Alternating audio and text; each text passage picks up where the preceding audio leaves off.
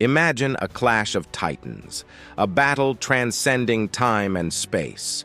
On one side, the legendary Sun Wukong, the Monkey King of Chinese mythology, wielding his mighty staff and boundless mischief.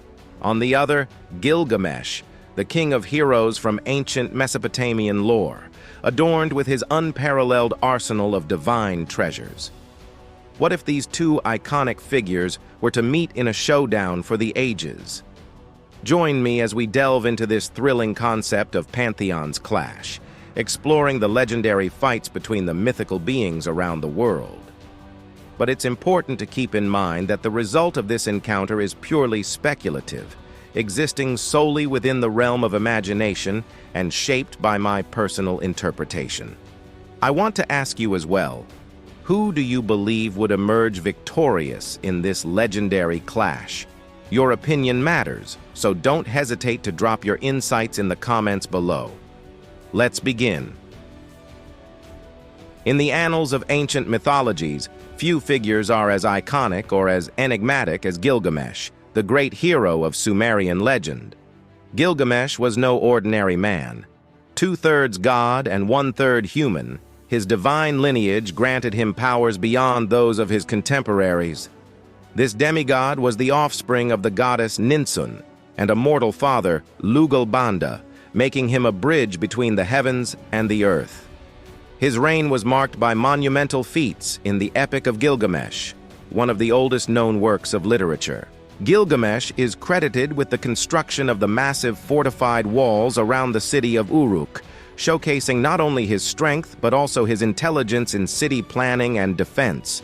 These walls were said to be unmatched in their grandeur and served as a testament to his ability to protect and enhance his kingdom. When the wild man Enkidu is sent by the gods to challenge Gilgamesh, instead of defeating him through sheer power, Gilgamesh wins his loyalty and friendship. Their relationship is central to the epic, reflecting Gilgamesh's emotional intelligence. Gilgamesh and Enkidu travel to the cedar forest to confront the monstrous guardian Humbaba. Humbaba is defeated by the duo after a fierce battle, demonstrating Gilgamesh's physical strength and tactical acumen, defeating an enemy with supernatural strength. After spurning the affections of the goddess Ishtar, she sends the bull of heaven to ravage Uruk. Gilgamesh and Enkidu work together to slay the bull, saving Uruk from devastation. This act illustrates not only their physical prowess but also their courage to stand against the gods. Following Enkidu's death, Gilgamesh undertakes a perilous journey to seek immortality, reflecting his fear of death and desire to understand the human condition. He encounters Utnapishtim, the survivor of the Great Flood, who tells him the secret of the gods. Though Gilgamesh ultimately fails to secure eternal life, this journey underscores his intellectual depth and philosophical insight as he gains profound understanding about life's impermanence.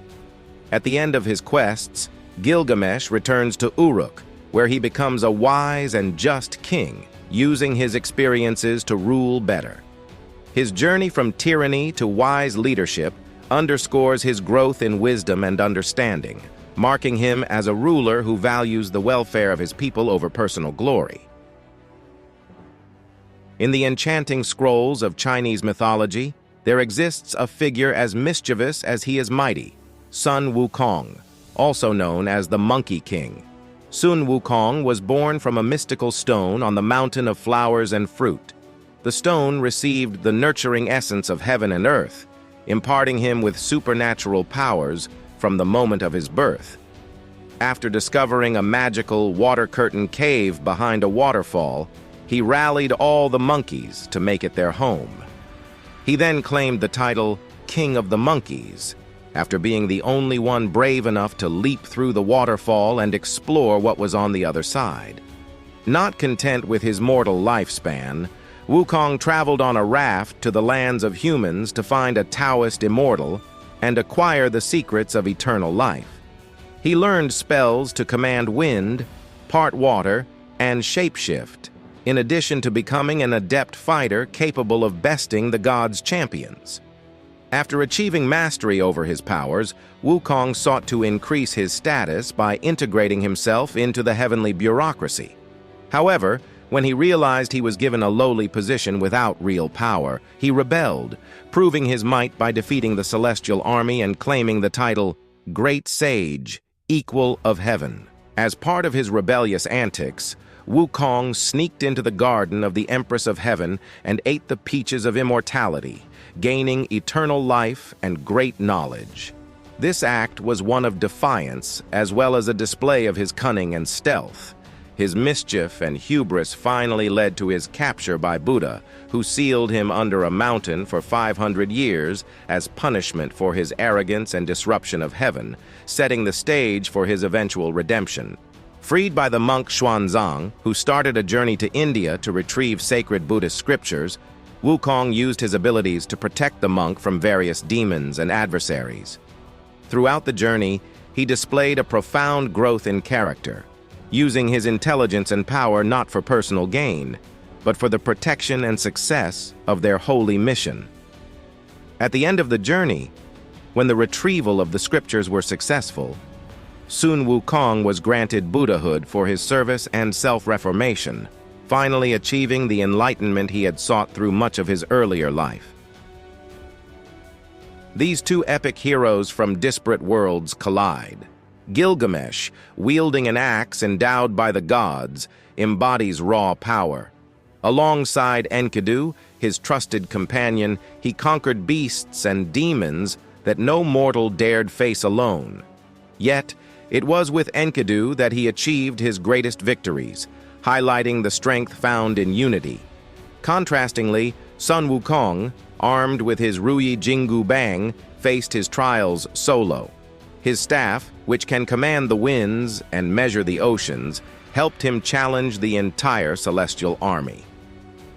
Declared the Great Sage Equal of Heaven, Wukong's journey from rebel to deity exemplifies the triumph of cunning and versatility over brute strength. Gilgamesh's brute strength seeks to overpower Wukong's elusive agility, but probably the Sumerian king's forceful swings are met with the Monkey King's nimble maneuvers. Born from a mystical stone, Sun Wukong acquired powers from the very essence of heaven and earth. Not only can he soar on nimbus clouds, covering thousands of miles in an instant, but he also masters the 72 transformations, each guise more cunning than the last. I believe Gilgamesh couldn't touch the Monkey King, because Wukong flits through the air as a bird, a tree, even a whisper of wind. Each transformation is a dance, a dodge, a weave through the fabric of fate itself. But Wukong's mischief is not his only shield. Having feasted on the peaches of immortality, his mind is as sharp as it is eternal. Each peach not only fortified his body, but also imbued him with profound wisdom, allowing him to anticipate and outmaneuver Gilgamesh's every move. In the end, I would consider Sun Wukong victorious, his enlightenment and solitary rise to divinity underscoring the profound power of adaptability and wisdom. The battle, though fierce, ends not with malice, but with an air of solemn respect. In victory, Sun Wukong extends a hand to Gilgamesh, helping the Sumerian king rise from defeat. It is in this moment that the true spirit of a warrior is revealed, not in the clamor of battle, but in the quiet dignity of its aftermath. Together they gaze upon the horizon, their battle behind them. For Gilgamesh, this encounter is a humbling lesson in the limits of his wonderful physical strength. Thank you for joining us on this legendary journey through myth and might. We hope you found inspiration in the tales of Gilgamesh and Sun Wukong. Until next time, keep the spirit of adventure alive, and may the stories of old guide you in the paths you choose to walk. Farewell, and see you again soon.